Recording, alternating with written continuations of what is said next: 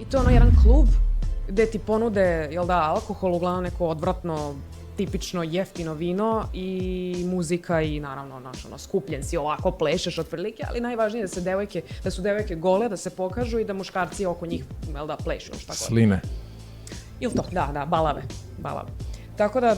ja sam jednom došla i, mislim, više puta, recimo, u 2 nedelje da sam toliko dala šansu i to sam baš izabrala ja, zato kažem da sam malo tu, drugačije, jer mene to nije interesovalo, sam htjela, da dam šansu, da vidim kako. Ja sam dala tipa, 2 nedelje ću ići tako s tim curama iz baletske škole, pošto nas je bilo malo, nas 5 ukupno, tako sam rekla, ajde s njima ću otići, bit ću kao s njima, drugarica, kao družit ću se i otići ću, vidjet ću šta je to, kao kakav je to osjećaj i otišla sam i njih 5, jel da, sve tako,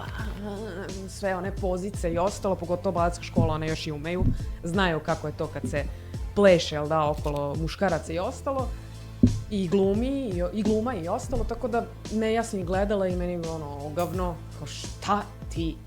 majke ti radiš? I kao sad tu nešto se naliva vinom i vidim lije više Coca-Cola nego vino da dobije taj kao kaktus, zato što je odvratno jer je katastrofa, užas, jeftino vino.